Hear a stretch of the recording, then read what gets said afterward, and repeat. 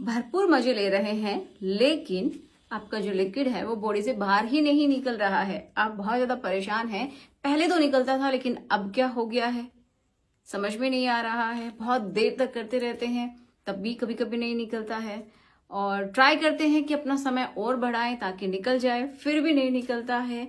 तो ऐसा क्या हो गया है? और आपका जो यूरिन है उसका कलर भी कुछ कुछ क्लाउडी सा आता है, धुंधला धुंधला सा आता है, व्हाइटिश सा आता है। तो क्या हो गया है, इसके बारे में आज हम बात करते हैं। तो चलिए शुरुआत करते हैं आज के इस वीडियो की। सो मेरा नाम है एकता और आप देख रहे हैं बहुत ही प्यारा सा चैनल एकता यूनिक। तो चलिए समझते हैं। देखिए, ये बहुत तरीके की प्रॉब्लम्स होती हैं, लेकिन एक जिसके बारे में आज हम बात कर रहे हैं कि पहले तो आपका हो सकता है जो लिक्विड है, जब आप चाहते थे, जब आप पूरी तरीके से संतुष्ट होते थे, उस समय वो बॉडी से बाहर निकलता था।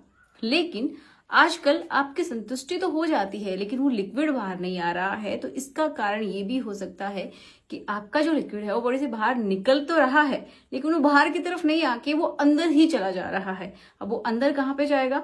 तो देखिए, अंदर चला जाता है वो कभी कभार जो यूरिनरी आपका ब्लडर होता है उसके अंदर, क्योंकि देखो एक कॉमन रास्ता है जिसके थ्रू आपका यूरिन भी और आपका जो लिक्विड है, सेवन है, वो भी बॉडी से बाहर निकलता है। ठीक है, तो जब आप कुछ करते हैं तो उस समय जो लिक्विड निकलता है, तो जब वो आप संतुष्टि के लेवल तक पहुंच रहे हैं, उस समय जब निकलने वाला होता है, तो ये समझिए कि जो यूरिन का जो रास्ता है वो एक तरीके से बंद हो जाता है। एक स्फिंक्टर होती है, ऐसे समझिए एक वॉल के जैसा होता है जो कि बंद कर देता है उसको टाइटली, ताकि जो लिक्विड है वो बाहर निकले, ऊपर की तरफ ना जाए। ठीक है, तो जब वो बंद हो जाता है तो प्रॉपर तरीके से आपका लिक्विड बाहर निकलता है। लेकिन जब वो बंद नहीं हो पाता है पूरी तरीके से, या फिर थोड़ा बहुत लूज रह जाता है, तो वो क्या होता है, लिक्विड ऊपर की तरफ चला जाता है।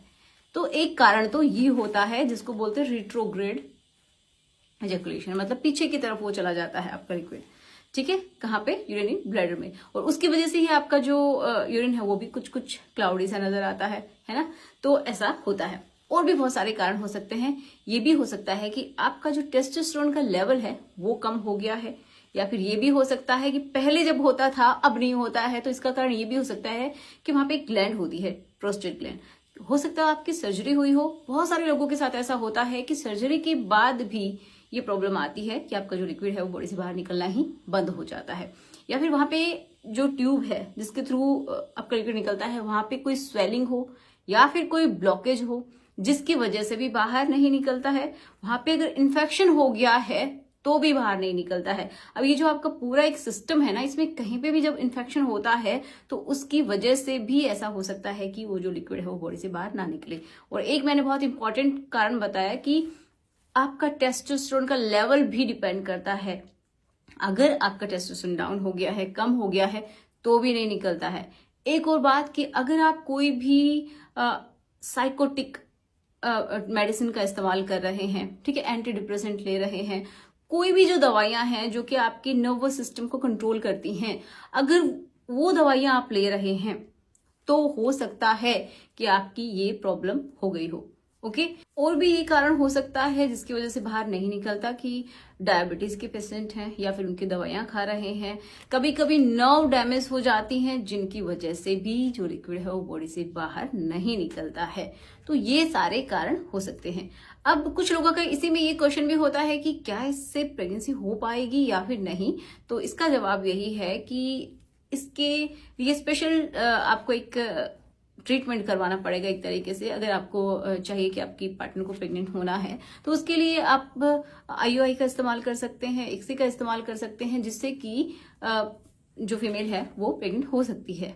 तो अब देखिए वो कैसे करते हैं कि डायरेक्टली जो आपकी जो टेस्टिकल्स हैं वहां से स्पर्म को निकाला जाता है, एंड फिर उसके IUI के थ्रू या IVF के थ्रू, बहुत सारी टेक्निक्स होती हैं, उनके थ्रू आपकी जो पार्टनर है वो प्रेग्नेंट हो सकती है। ठीक है, तो अगर आपका जो काउंट है वो अच्छा है, ठीक है, हेल्दी स्पर्म है, तो बिल्कुल प्रेगनेंसी हो सकती है। लेकिन ये आपको तभी पता चलेगा जब आप टेस्ट करवाएंगे, ठीक है, जब आप डॉक्टर से मिलेंगे। ओके, तो अगर ये प्रॉब्लम है तो अपने आप से आप ट्राई ना करें कि सब कुछ ठीक हो जाएगा। ये आपको डॉक्टर से मिलना ही पड़ेगा, तभी आप इसके ऊपर कंट्रोल पा सकते हैं।